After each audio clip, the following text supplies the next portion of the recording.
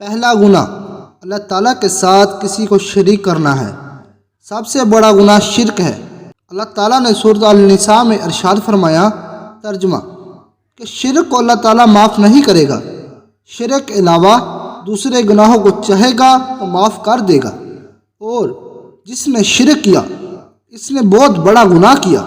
شرک بہت بڑا گناہ ہے، لہٰذا شرک سے بچنا چاہیے۔ دوسرا گناہ جادو کرنا ہے۔ جادو کرنا بھی بہت بڑا گناہ ہے۔ جادو حرام ہے بلکہ کفر ہے۔ اگر کوئی اس کو جائز سمجھ کر کرتا ہے تو وہ یوں سمجھے کہ وہ اسلام سے بھی نکل جاتا ہے، لہٰذا جادو کرنے سے ہمیشہ بچو، اس گناہ کو بھی نہ کرو۔ تیسرا گناہ کسی کو ناحق مارنا۔ حضرت ابو امامہ روایت کرتے ہیں کہ نبی کریم صلی اللہ علیہ وآلہ وسلم نے ارشاد فرمایا، جس شخص نے کسی مسلمان کی پیٹھ کو ننگا کر کر ناحق مارا وہ اللہ تعالیٰ سے اس حال میں ملے گا، اللہ تعالیٰ اس پر ناراض ہوں گے۔ چوتھا گناہ سود کھانا۔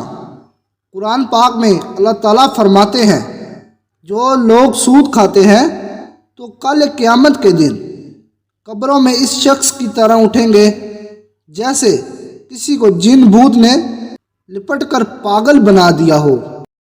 پانچواں گناہ یتیم کا مال ہڑپ کر جانا۔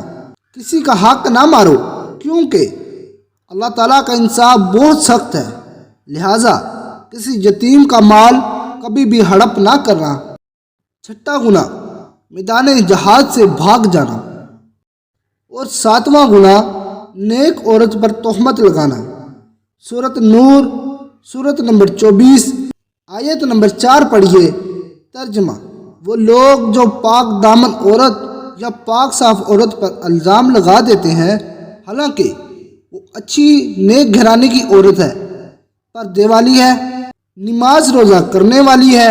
قرآن پاک کہتا ہے، جو اپنی زبان کھولیں گے الزام لگانے کے لیے اگر ان سے گواہی مانگی گئی اور مانگی جائے گی، ندامت اور توبہ کے ایک آنسو اس مقام پر لے جاتا ہے جہاں پہنچنے کے لیے برسوں کی محنت اور عبادت درکار ہوتی ہے۔